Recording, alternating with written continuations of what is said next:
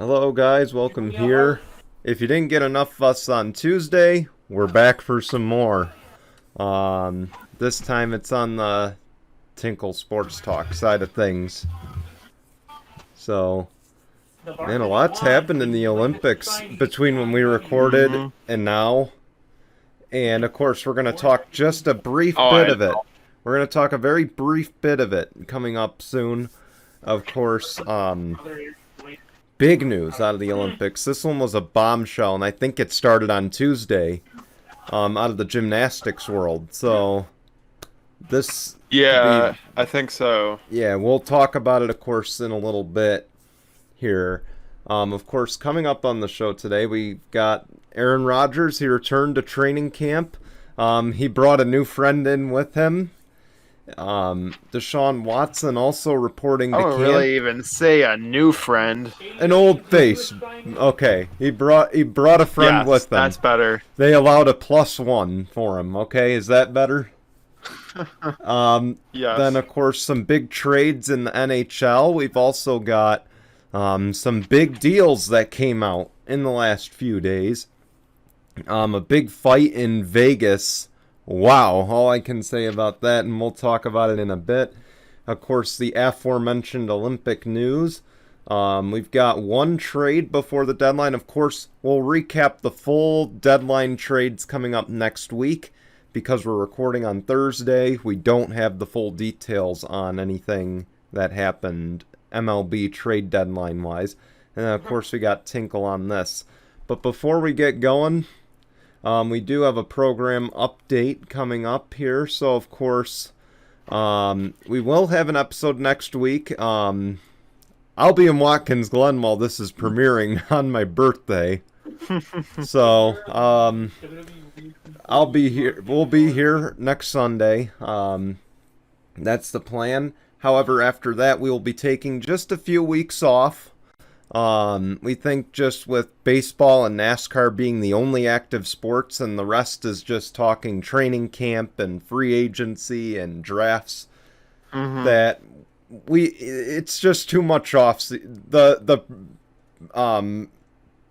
Oh my gosh, the ratio between training camp the ratio between active sports and inactive sports don't outweigh, inactive sports outweigh by a lot.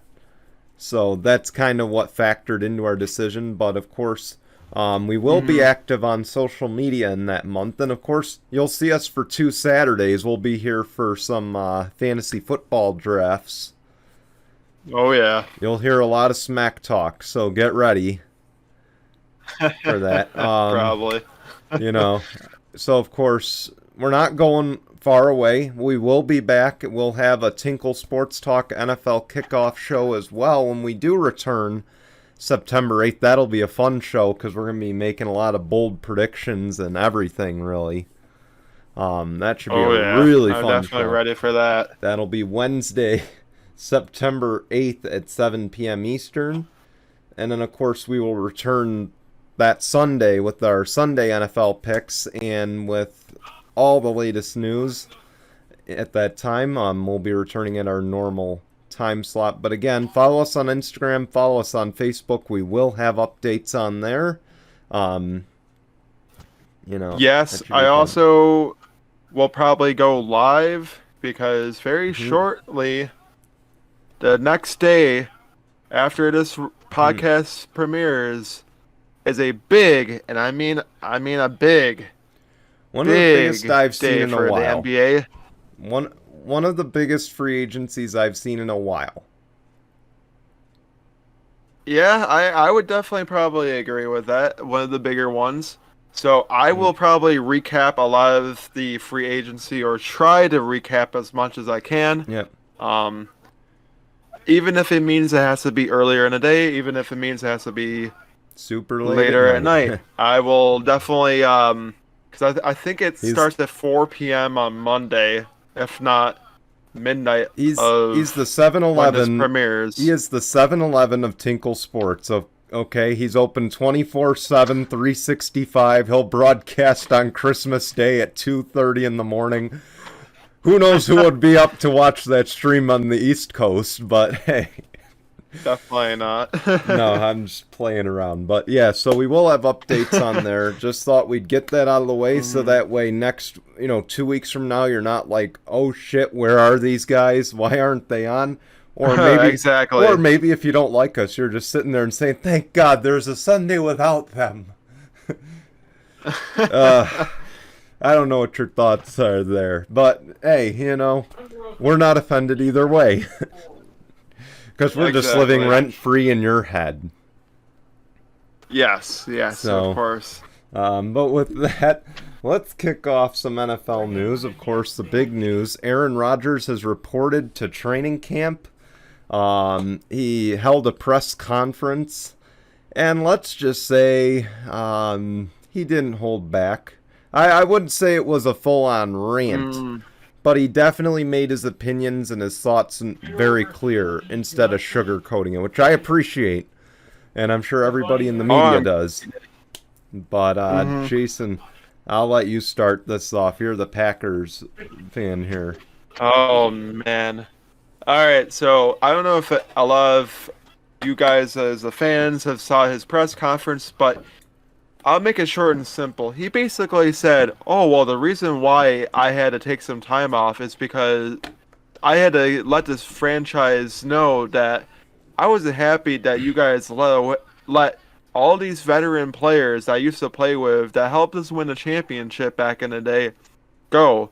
Guys like Jordy Nelson, Charles Woodson, Randall Cobb, Micah Hyde, some of the bigger names, John Kuhn, let these guys walk or didn't give them the contract extensions or the contracts that they wanted. If I'm Aaron Rodgers, I think what he's saying in there is very truthful.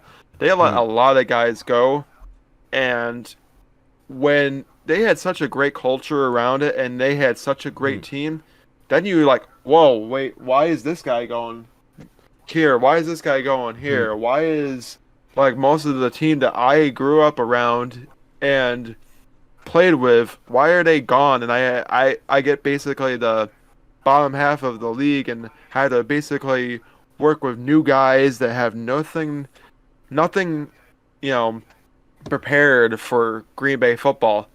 And I hate to say it, but he has a lot of truth and he has a lot of willingness, and I think he has the right to say, hey, I'm pissed. You guys got rid of these guys. Do something about it, and maybe I'll stay. Make up for your wrongs is basically what he was getting at.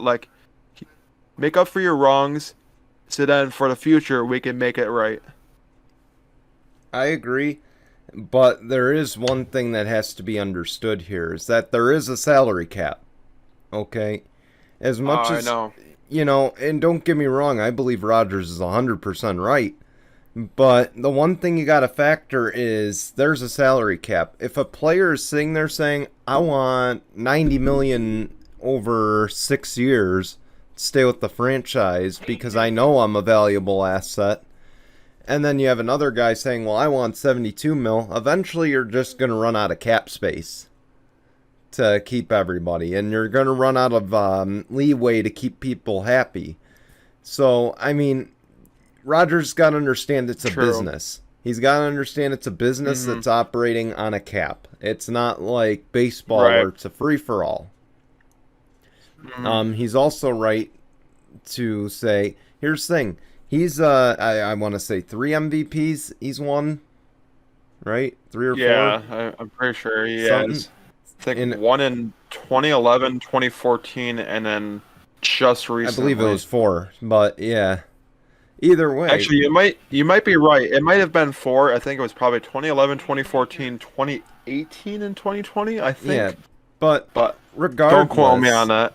Regardless, they should be taking his opinion seriously because, again, he's the MVP of the franchise. He is... Yeah. Led him to a Super Bowl. He's won a Super Bowl. He's a guy that has helped this team make the playoffs. They've hardly missed the playoffs in the last 10, 12 years that he's been the starter. Okay? They've hardly missed the playoffs in that time. You're telling me you're not going to listen to the face of your franchise. And I'm telling you, you can say whatever you want. The quarterback is the face of the franchise. Patrick Mahomes is the Kansas City Chiefs. Tom Brady is the Tampa Bay Buccaneers. Well, you know, Aaron Rodgers. Yeah, Russell Wilson is the face of the Seattle Seahawks. That's the thing. When you're the face of a team, and not to mention Rodgers is a smart guy too, but that's aside the point here. Yeah. But when you're the face of the franchise, you should at least have some say and say, hey, this guy can work with me. Let's bring him in. You know, at least take the advice. I'm not saying you have to listen to him on every aspect, because, you know, sometimes these stars do talk out of their assholes. But, you know, I agree. Let's be fair. I was going to say this now. Yeah. I will agree that maybe the Jordy Nelson thing was a little out there. Yeah. But the thing is, Jordy Nelson was getting way out of his prime towards the end of his career with the Packers. So the Packers had to do what was right.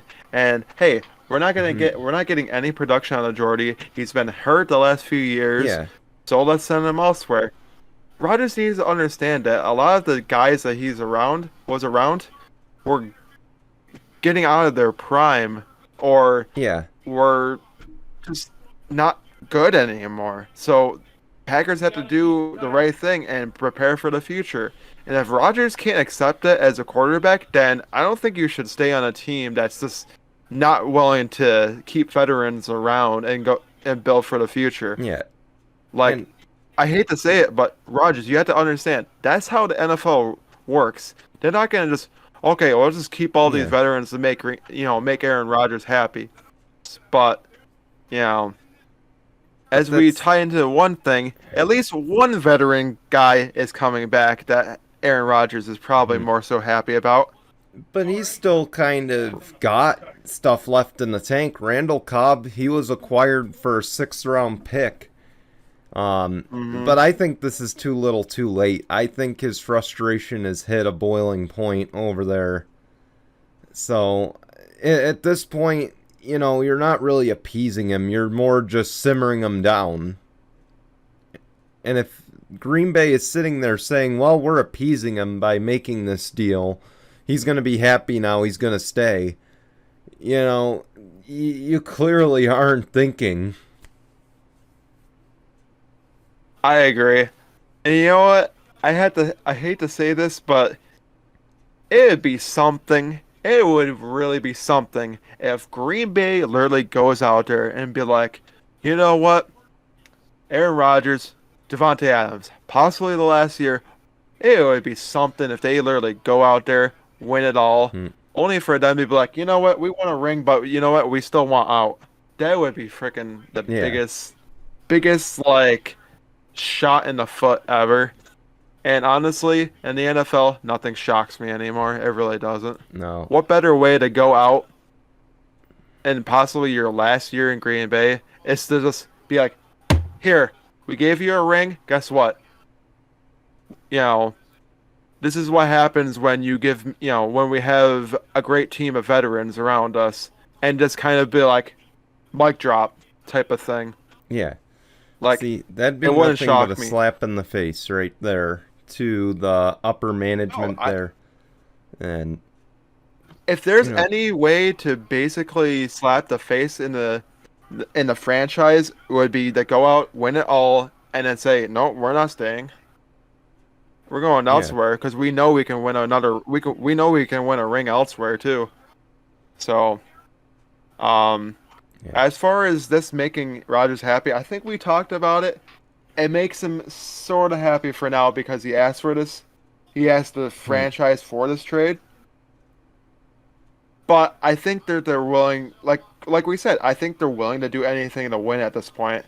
And if it means, okay, you want Randall Cobb back? Sure, we'll give you him back. Now go out there and do what you do. Yeah. You know, if you think that you can win it all with him, all right, prove it to us. I think this is kind of like the franchise saying, okay, Aaron, you know, you want us to get you these guys. Go out there and prove us Yeah. that you can do this. That you can go out there and win it all. But I And think I this think is this is more out kind of of spite like based on how you're making it out here. probably. I think. I mean, he definitely probably feels a little gratitude. And I will say too, he kind of had some height. Like I wouldn't be back with this franchise if I didn't 100% was 100% in. So I don't know what to believe out of Aaron Rodgers' mouth. Yes, he talked about the situation, but then he's like, "Well, I'm 100% in. So are you 100% in? Or are you just saying that because that's what you want the media to think, or that's what you want everybody to think that you're 100% in Mm, when you're technically maybe about 50, 60% in, yeah. but 50% like, I don't want to really be here. I'm just here because, I don't want to have to pay all those stupid fines that the NFL is gonna Yeah. give me type of thing. See, So, I'm going to be interested to see what happens this year. You know, all I can say is, again, it sounds like it was out of spite. Kind of. Like, okay, fine. You want to go blast us to the media, we'll give you this guy. But I think at the end of the day, it comes down to neither side is going to win in a trade. Okay, because Green Bay is going to lose in a trade. Rodgers isn't accepting a deal to stay. Um, hmm you know, neither side is going to win because Rodgers isn't going to get his trade and Green Bay's not going to get to re-sign him. It's basically you're stuck with him at this point. What more, what other choice do you have at the end of the day? Because the other choice is he retires and then you have a cap space issue. well, the only other thing I can think of is just like you keep him until he rides out his contract, and then he just Yeah, decides what he wants from there, which is probably just retirement at this point. yeah. But like I said, again, Green Bay, see, the thing is, as much as I want to say Green Bay holds the cards, they don't. Rodgers holds the cards right now. Oh, Because I know he does. at the end of the day, even though he's under contract, he could just say right now, I'm going to retire. I'm going to go host Jeopardy this year. Screw it. I'm not playing for you guys. And I'm not saying he's going to host Jeopardy. We don't know what's going to happen with that right now. There hasn't been any hmm announcements. But needless to say, again, he could retire. That's dead cap space right there that you've got. You can kiss goodbye to signing anybody over there. Not to mention, again, it's been said in the media this week. I believe Rodgers said it. This isn't a big This isn't a big vacation destination. People come to Green Bay to play with Aaron Rodgers. Aaron Rodgers isn't there. Nobody wants to play for you. Okay? Let's put it that way. Who wants to go play in negative 30-degree weather in the frozen tundra? I could tell you right now, if I'm an NFL free agent, if Aaron Rodgers isn't in Green Bay, I don't want to play there. Plain and simple. Exactly. They know without Aaron Rodgers, they're tanking for the first pick. Okay? And, and this is what I'm going to say as my final Yeah. note on this. Green Bay has the team to win it all. I just don't know what they're missing that they keep on falling short every They year. were missing wide I, receivers. That's the big thing. I mean, they've only had Devontae Adams and occasionally Funchess in there. yeah. Oh, well, Funches is now coming on this year. Last year he wasn't there. Yeah. People forget that he opted out of last year, hence why he's under contract this year. Um, I gotta say, you have the talent to do it. You have Adams, you have Funches, you have Cobb, you have MVS. You have guys to do it. I Hmm.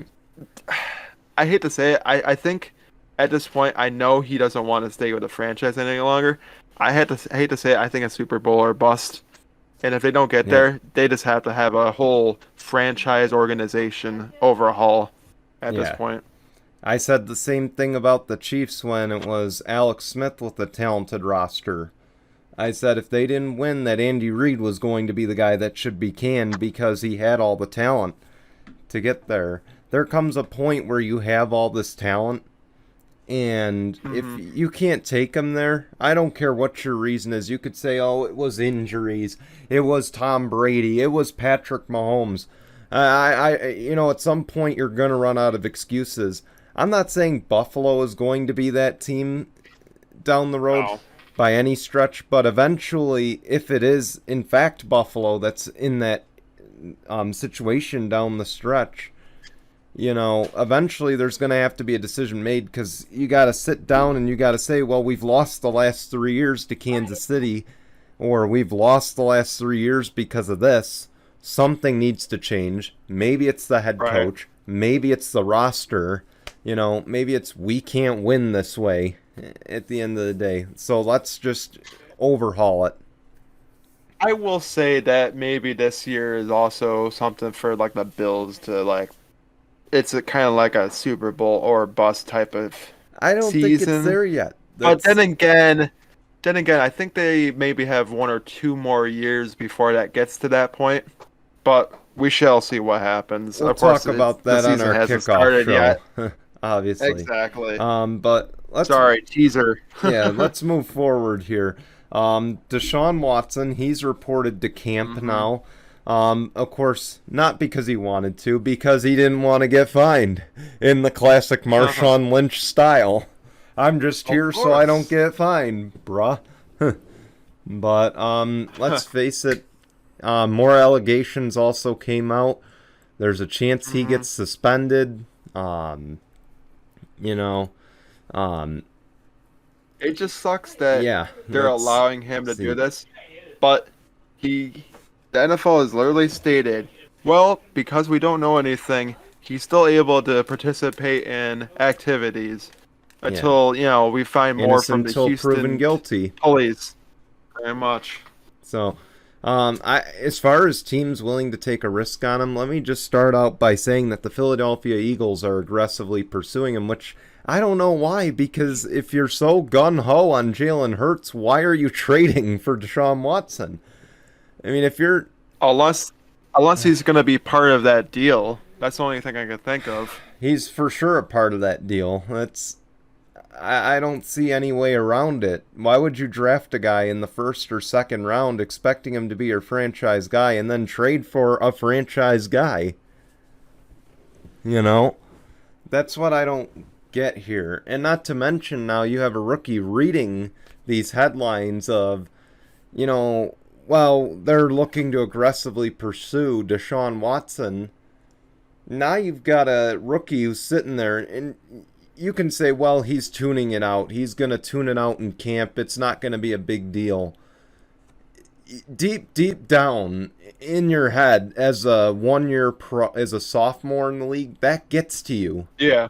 Okay, I don't care. I agree. I don't care if you're a 2-year veteran of the league or a 21-year veteran of the league. When something like that leaks, that's in your head at the end of the day. So I just don't get it. I know that that's one team that's willing to take a risk on him right now, though. I hate to say it, but I think Doug Peterson is just like not willing to take the risk on Jalen Hurts is what it seems like to me. I don't understand it. Jalen Hurts has a lot of... Oh, that's right. It's Okay, Sirianni. let's just say the Eagles themselves don't seem to be willing to take the risk. I get it. The coach wasn't there to draft Jalen Hurts. It was Doug Peterson when he was still there. I understand it. It's not his coach, his quarterback. Of course, he wants to go after his quarterback, but you got to see what you're going to get out of Jalen Hurts in the second year before you can be like, okay, you know what, maybe it's time to go after somebody else. What it sounds like to me is like the Eagles rather have somebody that's already established, somebody that just needs a different team, a different culture, a different playmaker around him. And don't get me wrong, he would have that in Devontae Smith. But the thing is, how do we know if he's going to go to Philadelphia and be any better than he was in Houston? It seems like they're just trying to find that 2017 Super Bowl or whatever year they won the Super Bowl all over again. It seems like they're just trying so desperately to find their way back there. and they're just trying to do it with a quick trade, and you can't do that in this league, okay? You just can't do it now. Right. Not to mention, let's not forget this. You're in the NFC East, okay? Nobody expects you to go there, and you're also, here's the thing, the Super Bowl, I'm sorry, another teaser here, it's going to run through Tampa, or it's going to run through Lambeau again. So... yeah, probably, most likely. in all likelihood, it's going to run through one of those two cities out of the NFC. And quite frankly, it's going to run out of Tampa regardless for the Super Bowl itself. Now, that's another teaser. But, Yeah. you know, you're not going to change that by trading for DeShaun Watson. No, not at all. Now, the big question, of course, this is probably the biggest question about the whole Watson's thing. Just because he showed up to camp, does it mean he'll actually participate He's going to in participate. camp? He's going to participate. I don't think he's going to show some Marshawn Lynch type bullshit that he's just going to sit there and be like, I'm just here so I don't get fined, like with his arms crossed on the sidelines. I don't see that personally. But obviously we have quite a few weeks. We have exactly, I believe, 5 days until the games actually kick off, which starts with the Hall of Fame game. Yeah, August 5th. I think it's... the Steelers and the Cowboys, I want to say. yeah, So, Steelers and the Cowboys. Let's see how long that is. but yeah, so, That is literally a week from today. yeah. Or a week from recording. Sorry. Yeah, exactly. So it's 5 days from today. Yes. While you're watching this. So, a lot of developments to pay attention to, but let's move forward here. Let's start off with the NHL news. Of course, this was a bombshell, and I told you about this the other day. This is probably the biggest bombshell of the offseason right now. Marc-Andre Fleury was dealt by the Vegas Golden Knights to the Chicago Blackhawks. I can't even begin to tell you who was dealt in exchange for that. I believe Zach Carmian is going to be doing a video on the NHL offseason very soon. I don't know if it's on this channel or his other channel. Just check out our Discord and our social media. I'm sure he'll post it on there, and I encourage him to do so. But Chicago's loading up, by the way. The Blackhawks are loading up because they've also got two-time Stanley Cup champion Tyler Johnson from the Tampa Bay Lightning. Man, I don't like where this is going. If, of course, Andre Fleury plays. He's already said he's thinking about his future.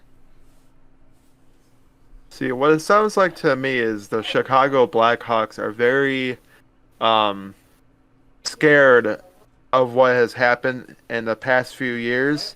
So they're trying anything they can to reload because, this is also a team that not that long ago won a Stanley Cup.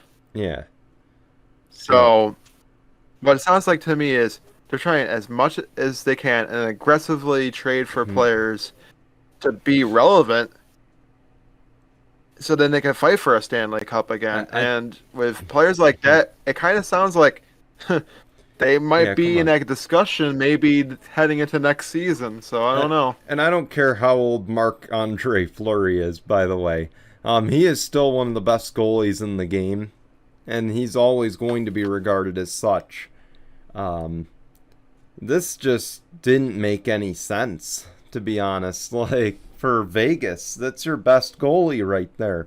And yeah, they have Robin Lehner. He had a great year last year. I don't want to hear it. I'm still salty about Robin Lehner because of what he did there in Buffalo. Okay, so I don't want to hear it about him being a consistently good goalie. This just didn't make any sense for Vegas to trade him.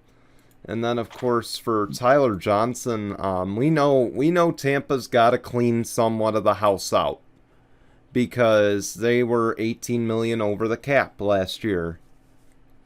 So we knew this was coming. We didn't know what pieces were going to go. And it's starting to become clear. Coleman's gone. Tyler Johnson is gone. Yanni Gourde is gone by virtue of the expansion draft. There's more that are going to be gone, probably. So it's just going to be a wait-and-see sort of game. But who knows? This is going to put a real damper on a three-peat if these new guys don't fit the system. Right. That's very true. But here's another thing. So last week we were talking the expansion draft. We talked about Alex Ovechkin and why wasn't Seattle the team that claimed him. Well, we have a little bit of clearance on why this didn't happen. Alexander Ovechkin has signed a 5-year extension with the Washington Capitals. Yeah, and of course, this deal, there's rumors this could put him, or there's talk that this could put him number 1 all-time in goals scored. Of course, right now, keep in mind, Ovechkin is 36 years old. He has 730 goals to Wayne Gretzky's 894. To do it in 5 years, it's going to take a lot. It's going to require at least 50 goals a year almost. Especially for somebody that's also maybe starting to hit it out of his prime, especially in sports talk. Yeah, and hockey nonetheless. Since hockey, outside of football, I mean, in the American sports, of course, I'm not including rugby here. This is the second most violent sport, probably, if not the most violent sport. So, I guess I would go with that. My question is, do you think he can catch Wayne Gretzky? If he's determined enough, yes. But age might also catch up to him, so I don't know. I mean, there are guys who played into their 40s. I'm not going to deny that. I mean, but I think 850, 860, I think is a safe number. I think he can reach that number with his eyes closed. Yeah, I think he's just going to fall short. Here's the thing. If he falls short, if he does get close, I think he can get close. I don't know if he's going to get 895. I don't know if he's going to get 900. I think that's asking a lot. I mean, I think the brunt of his goals are going to come in the first 2 to 3 years of this deal. And then after that, it's going to be, he's probably not going to get above the 3rd or 4th line if of course, Father Time catches up to him. So, right. Again, I'm with you here. I think it's going to be close, if anything. And of course, you can't factor out injuries either. That's true, too. But the big news, of course, is the Lightning's top player has just resigned. Now, here's the thing. Braden Point was under contract for next season already. That's a big key point here. This contract starts after next season. He has signed an 8-year, $76 million deal to return to the Tampa Bay Lightning. He led the team in points and goals. Now, keep in mind, that number may seem low, but hockey salaries are pretty low compared to other sports. So, I guess the big thing is this a good deal for the Lightning's top player? Yeah, because if you think about it, it's probably not affecting too much of the cap space if you broke down the numbers for all 8 of those years. 1 and 2. Forgot what I was gonna say. I was gonna probably say something, but I totally lost my train of thought. That's all right. We'll come back to it. But yeah, I would probably say it's a good point. I think I was gonna comment on what you said earlier, which I totally forgot. Yeah, it's all right. You're fine. So Braden Point's 25 years old. Of course, when this new deal takes effect, he'll be 26. Now, at 8 years, That means when he's 34, he'll be a free agent. So this basically locks him up for his entire prime. Not necessarily not necessarily the back half of his prime, but it locks him up for his prime, for the middle of it. I remember what I was going to say. Okay, I'll let you say what you were going to say. Okay, so for everybody that doesn't understand the whole thing with him signing 8 years, basically means after this season he has 9 more years left, including this season. Including this season, he has 9 years. Including this season coming up. That's what I was breaking down right there. But this is a great deal for Tampa. If he can keep up this production, it's an incredible deal for him. Because, obviously, I mean, we all know Steven Stamkos is the captain of the team. We all know Steven Stamkos is the undisputed leader. But he hasn't led in the stat columns in recent years, and of course, he's getting older. This is a guy probably, let's see, I mean, obviously, again, I mentioned Braden Point turned 25. He's my age. Now let's look up Steven Stamkos. And of course, keep in mind, Steven Stamkos is 31 years old. Let's see. He's going to be 32 at the end of next season. We don't know how much more he has left in the tank. I mean, he probably has like 5-6 more years more. Of course, I don't want to comment on getting into the late 30s and then falling out of your prime, because now we're in a different world nowadays where athletes have more access to research, have more access to better health. They're able to take care of themselves better, basically. So I don't want to necessarily say it's out of his prime, but typically, of course, it would be toward retirement age. But, there's other things that could factor in. A trade by Steven Stamkos. Braden Point could be the captain of this team by the end of his deal. That's what I was going to get at. This is a great deal for them. Of course, we know Steven Stamkos is still in their future, but he's more the present now. He's at that age where he's more the present than the future. Braden Point is the future, and it's good to lock him up on that kind of deal. I don't care I don't care what it does to the cap. Money is no object when you have a guy like him that is the future of your franchise.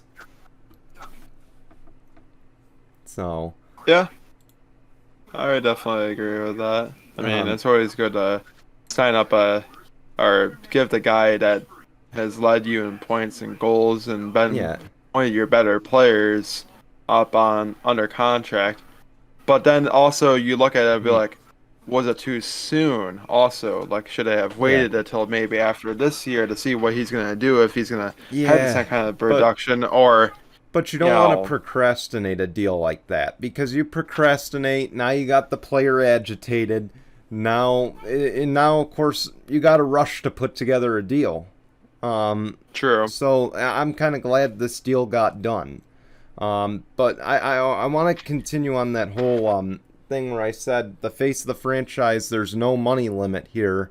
Obviously, you have a guy who's the face of the franchise, players will come. You give him a contract, people will come. It's like the Field of Dreams, people. You have field, they will come. By the way, we go on break, and the Field of Dreams will be happening while we're on break. Yankees and White Sox are playing in the Field of Dreams game, the first time there's been a game on the Field of Dreams Park. But just thought I'd throw that out there as a side note. But nonetheless, you got a guy here. Crazy. There are guys who would be more than willing to take a pay cut to play with a guy like Braden Point if he keeps up these numbers. There's guys who will come in that may want money, and Braden Point could sit here and say, I'll take a pay cut if it means I'm going to go back to a Stanley Cup. Why wouldn't I? You know? So there's leeway here, and I think, like I said, at least if the length is there, I think that the money is no object. But let's move forward here. If you're ready, I'm going to let you take over for UFC here, because you watched this fight. I just watched the highlights. Well, I didn't actually watch the fight. I watched the highlights as well. Oh, so we both took the Spark Notes TJ way. Dillashaw won by split decision at the UFC Fight Night just recently. I am shaking my damn head. For anybody that's a UFC fan that watched this fight, I'm sure you're probably thinking, how the hell did this guy win when he was just getting himself rocked and beaten up and had a bloody gouge over his eyebrow there, over his eye, like more up, I don't know, it was like somewhere up on the eyebrow there. I don't think it was the right call at all, only because Sandhagen was rocking him, beating him up, throwing in those kicks there, like, because I think he's pretty much, if you can tell from those highlights, he's very specialized in kickboxing, as you can tell.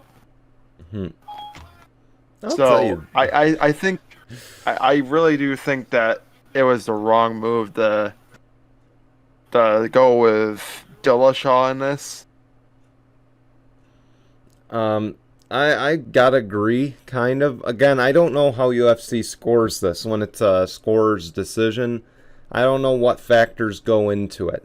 I know with so they score by takedowns, by amount of strikes, and I think they do like how many times you break out. Yeah, pretty much. Yeah, but like, if it came down to that, maybe there's things we missed. It very well could be, but I would say if, he looked like he was on the verge of collapsing. I think he didn't deserve I mean, he earned the win. There's no denying it. Did he deserve it? Here's the thing. There's two questions here. Did he deserve the win? Or, I'm sorry, the first question is, did he earn the win? And we're leaning toward no, obviously. Definitely not. Did he did he earn the win? We're leaning toward yes, because that's the way it was scored. Did he deserve it is the big question, and that's the one we're going with kind of a resounding no on. I hope I got that right. But, you get beat up that bad in the ring, you probably don't deserve to be the winner. But again, maybe he landed more hits that we just didn't notice, or that they scored that maybe shouldn't have been scored, A lot of it could be like the judges, sometimes with a lot of the times it goes down to the judges' scorecard, it's like, oh, well, Dillashaw's the bigger household name, so let's go with him type of thing. That's what I felt like. I'm sorry, but I hate there's a big reason why. There's a big reason why Sandhagen was number 2, and he's a newer fighter. He had to fight and scratch and claw his way to the number 2 ranking, which basically means he's behind being the number 1 contender. Yeah. Dillashaw comes back from a 2-year hiatus, goes in there, gets his ass basically beat by Sandhagen, only to be like, well, judges are like, well, we didn't see anything. We didn't see it that way. We're going to give him the fight. I'm pretty sure Sandhagen is thinking, I'm going to say this now, how the fuck did a guy that I just basically whooped his ass in the octagon get the win over me when you biggest gouge over his eye, and most of the time they're like fixing, cleaning it out, and all the other stuff, while Sandhagen had no opens, nothing to show of it. Yeah, maybe he was a little beat up, and everybody's going to be after a UFC fight. Don't get me wrong, Dillashaw had some clean hits and had some great strikes in that fight, but for most of that fight, he was kind of on the defensive more than he was on the offensive. Yeah. Sandhagen, yes, there was, some times that maybe were very questionable, but to my knowledge, he was a lot more on the offensive and landed a lot more effective strikes on Dillashaw than Dillashaw hit on Sandhagen. But that's how I'm going to leave it as. And I think on that note, maybe it's time for a break. Yeah, let's take a break here. I don't have much good to add to this. I think you've summed it up perfectly. So When we come back, of course, we'll recap some of the Olympic news. Of course, we have our other show for the full Olympic recap, or most of the Olympic recap. But we'll cover what we can. We also have some of the MLB news. No, we do not have trade deadline news, other than one little story that came out on Wednesday night.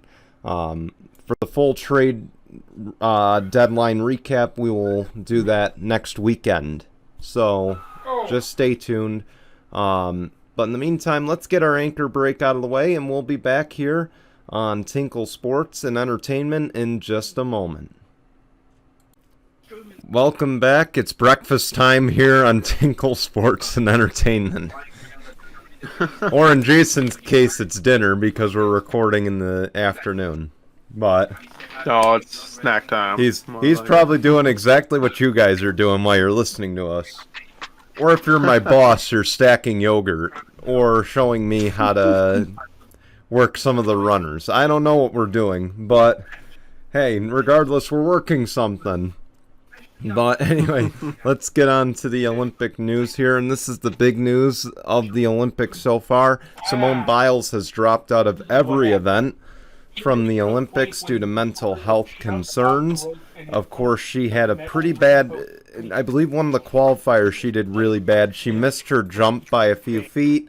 She kind of lost herself in air, which again, if you do that in gymnastics, it's pretty dangerous if you lose yourself midair. Right. You know, don't underestimate it. There's been an outpouring of support, including Cowboys quarterback Dak Prescott, amongst others. Kevin Love, you know, those who've struggled with the mental health. I guess, was this the best decision that she made here? Yeah, I think so. It also proves that, you know, you should take that seriously. Mm-hmm. Don't just go out there because the fans, want you out there, want you to win gold. Basically, you gotta do what, you're there for. If you gotta, focus on your mental health, you have every right to. I'm just glad that she was from the sidelines and supported her teammates. Yeah. I'm glad about that. That was a class act for her to do that. I'm sure, it kind of eats her a little bit alive to not be able to be out there, but I think she did what was best for her. And if there was way too much on her mind and way too much plaguing her with being in the Olympics this year, then I don't think it was best for her to compete in it at all. So I think she made the right decision, and it proves that, hey, it's all right if you got to take care of your mental health. Yeah. You can do it in the Olympics. Yes, it might cost you a gold medal, but guess what? You did the right thing for you. And honestly, I applaud her so much, because any other athlete, I think it would be tougher for them to just stop what they're doing, stop and think, what the heck am I actually here for, type of thing. So I give her a lot of props to focus on her and not focus on the big thing at stake. And, not a lot of people can go ahead and say that they did something like that either. And I agree completely, but there's one thing, of course, that always bugs me, and it's, those people that don't consider mental health a big concern. That's obviously, I don't want to go on a rant here, but not necessarily, but of course, I think, these people that sit here and don't understand how mental health is, and, we can make jokes about it. It's not right. Nonetheless, there are people that are suffering in quiet right now. They don't tell people how they feel because they don't feel comfortable. They don't want to be the burden on people. Then there's people like Simone Biles who's open about it. Not to mention Naomi Osaka. She was open about it after one of her tennis matches. She actually took a break and withdrew from one. Kevin Love's been open about it. I mentioned Dak Prescott as well. I think having those faces come forward, I think it's great because it shows that everyone's human at the end of the day. It shows that we're all human, and it shows that mental health is just as important as your physical health. And I think, and again, I applaud Simone Biles. I applaud every athlete who comes forward. I applaud anybody who really comes forward about it and says, this is a concern, I need to take a step back. Because at the end of the day, again, your mental health is probably the most important. I get we're in a pandemic and there's a big stress on physical health, but we also got to highlight as well how much this pandemic has impacted people's mental health as well.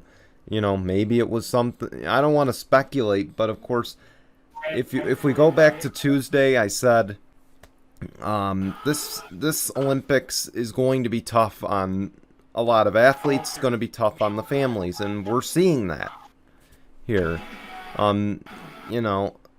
So it's not, I don't want to say I called it, because obviously I didn't, but we knew what we were in for. But I'm glad that these athletes like Simone Biles are coming forward and saying, I need to step back. I need to focus on myself.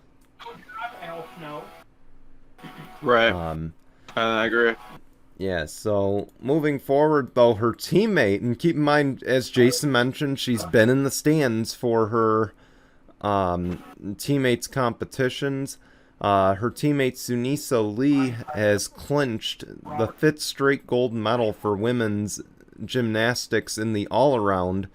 Let's face it, they're unbeatable in this category if they've done it the past 5 Olympics. Yeah, that's insane. Take that, Russians! I'm sorry. That's really tough to do, honestly. That's a huge honor for USA to be able to say, oh, well, we didn't just win one. We won 5 straight, at least in something. But to see that it wasn't Simone Biles, it's a little shocking. But hey, you know what? It just proves that she's not the only great Olympic gymnast, I guess is what you could probably say. Yeah, you're right. And Simone Biles is going to go down as a gymnast. Yes, I agree. Yeah. So it proves that the future is definitely bright going forward. But I just wonder if this is Simone Biles' last Olympic run. I think or she'll be back in like 4 years from now. I think it is, honestly. Once you get past 2022 in the women's gymnastics thing, you're kind of past your prime at the end of the day. But who knows? Again, I go back to what I said about Alex Ovechkin and, of course, Braden Point, and you can't judge prime on age anymore. I think it's just... No, you can't. Because Father Time isn't what it used to be with all this development in health science and everything. Right. But congratulations to Sunisa Lee. That's a huge accomplishment for her. It shows... I agree. I think the biggest thing it shows here is even if this is the last that we see of Simone Biles in the Olympics, I think it shows Team USA is in good hands because Sunisa Lee is still kind of young, I believe.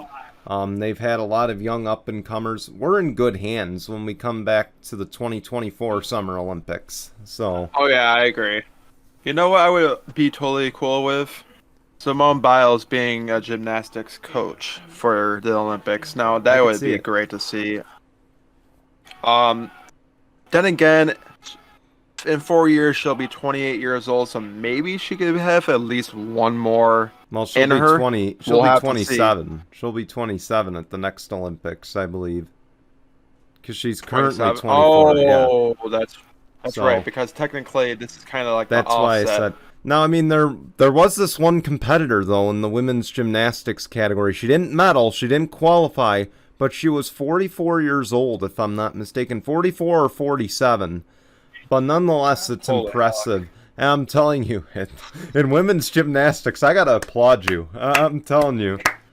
Exactly. Congrats on a good career. It's a shame you didn't make it. Right. I don't know your name, but I saw the story. I'm telling you, I gotta applaud it. That's just remarkable. I love seeing stories like that. Right. But moving forward onto the different sport here, women's softball. We were talking about it on Tuesday. We said they were looking good. They were primed for a gold medal run. I don't know what And they happened. fall short. They fell How to the the heck Japanese does that team. happen? Uh, Okay, now I'm actually shocked about that because, like, I don't know how the Japanese are with baseball, softball, anything like well, that. Japan But has good apparently, they came to baseball. show up in their own backfield, nonetheless. Yeah, well, Japan, keep in mind, is good in baseball because a lot of prospects are signed in the offseason from the Japanese teams.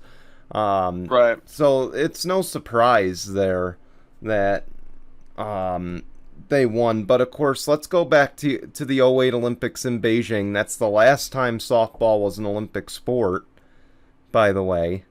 Um, Huh. and So it they was just recently in brought it Japan. back. Japan won that game too. They won the gold. U.S. settled for silver, and of course, the U.S. settling for silver in the rematch. I think it just shows how strong Japan is. In 12 years, doesn't make much of a difference. Obviously it's been 12, 13 years since the last time that was an Right. Olympic sport, and I think it shows that they came prepared. They were ready, and nonetheless, it was a great effort for the USA team. I'm proud to have watched or to have heard how well they did. So am I. Um, let's also flash back to Tuesday again here. Tinkle Olympic Zone, I said Team USA is going to need a win, and I don't mean a win, a dominating win. Like, I believe I said 40 or more points they need to win by. How does I think they, 44? broke How does 40? I think it was 46. It was well over 40. So it was 120 to 66. They won against Iraq. Again, I'm not doing the math because I don't need to do that. 54 points. Yeah, 54 points they won by. So I was a little off, but they won big against Iraq. And say what you want about Iraq being maybe not the best basketball team, but let's face it, this is the win we needed. This is the win that I was looking for. I think it was a convincing win. But I'm still, I did put still concerned as a question mark. I still am because again, this is like playing a bottom Division I college basketball team compared to Duke or one of the top college basketball programs. So, Right. but nonetheless, it's a momentum booster, and it shows No, confidence. I will say it'll give them confidence moving forward. Yes, it's a convincing win, but yes, I am still concerned because there's still quite a lot of teams, and I think Slovenia might be one of those teams that could plague factor. Not just because it's Luka Doncic, just because they seem to have been a dominating factor. And just recently, I don't want to, go too much off of USA, but Slovenia just also beat Japan, who is 0-2. So who knows? I know it's like what you said, a round robin type of thing. Like whoever has the Yeah. best record is gonna fight for gold. Yeah. I would assume. Um. It's round robin to determine the seeding, and then they go to the quarterfinals, which is bracketed. Okay. So, So I mean, USA being 1-1 now. I'm still a little concerned because you don't know what could happen here. They could end up having a lot more losses than wins. mhm. But I do think it's going to help them moving forward. They just need to know how to come together as a team, not all these big old egos thinking, oh, well, I'm Kevin Durant, I can score 50 points and help us win, Yeah. or I'm Jason Tatum, or I'm Damian Lillard. No, you got to come in as a team. You're fighting for gold for your country. Sometimes you got to let those egos aside and yeah. know what's best. damn it, you play for the NBA. You should know how to frickin', win by dominant factors. I want to go here as well. So 1992, 2012. Not even arguably, two of the best Team USA teams ever assembled. You don't think they had egos, you think again. I mean, there was LeBron and Carmelo and Dwayne Wade, Kobe Bryant, all on a team, and not to mention many others.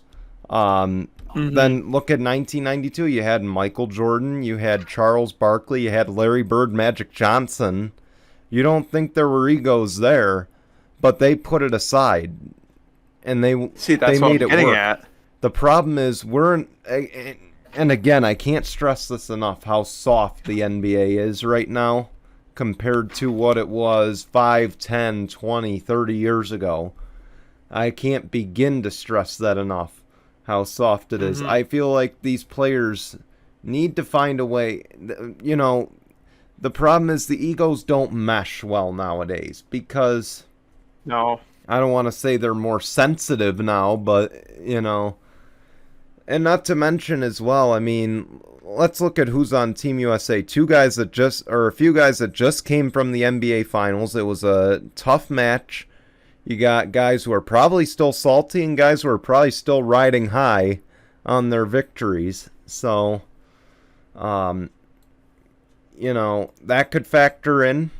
But nonetheless, I just don't think Pop was the right guy. And we'll talk about that, I'm sure, when this is done. Right. But I guess the best thing is they don't really have the chemistry. I'm not seeing the great chemistry. That's what I mean. Right now. That's what I was going with the ego.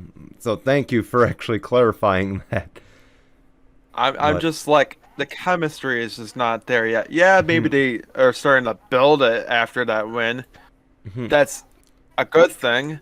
But if they can really build on the chemistry going forward, I think that maybe it could be a possibility to fight for gold. I'm not going to say that they're going to win gold. They might get bronze or silver, but hey, it'd be better than what I thought was going to happen for them this year, I guess. But especially after the rough start. Yeah. And let's be clear here.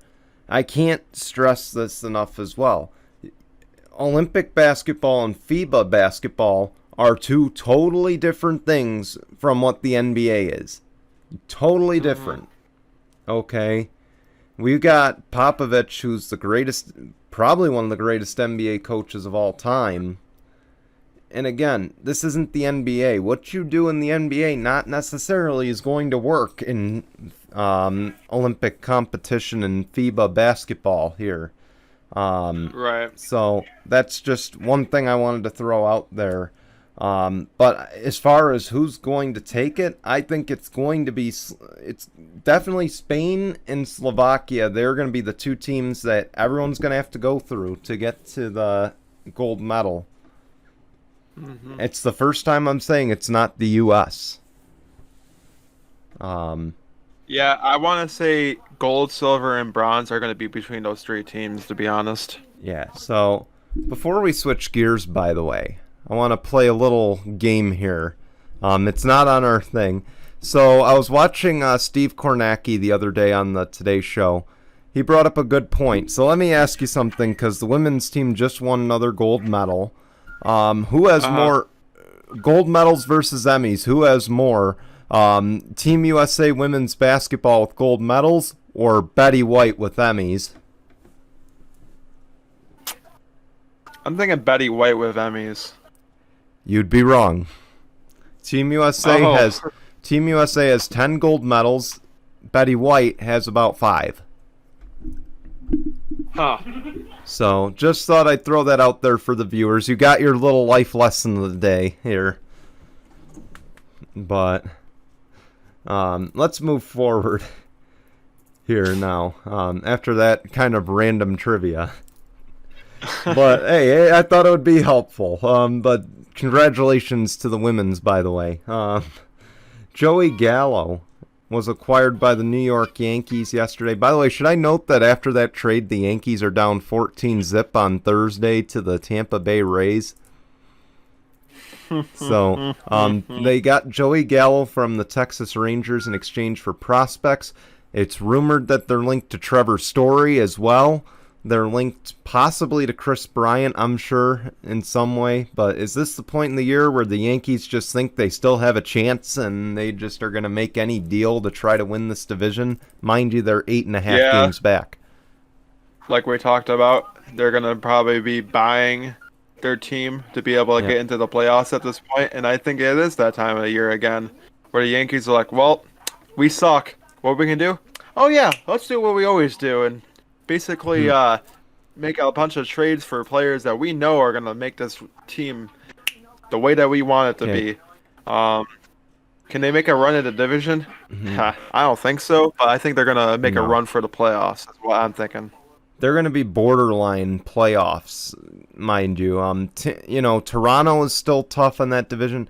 I mentioned how the NL East is the toughest division right now. It's going to be one that goes down to the end. That may change now because, mind you, Steven Strasburg is out for the season with a neck injury. But there's 4 teams in the AL East that are all very capable of making the playoffs, but obviously there's only 2 wild card spots. Toronto's in it. Toronto's going to be making deals themselves as well. But I don't know.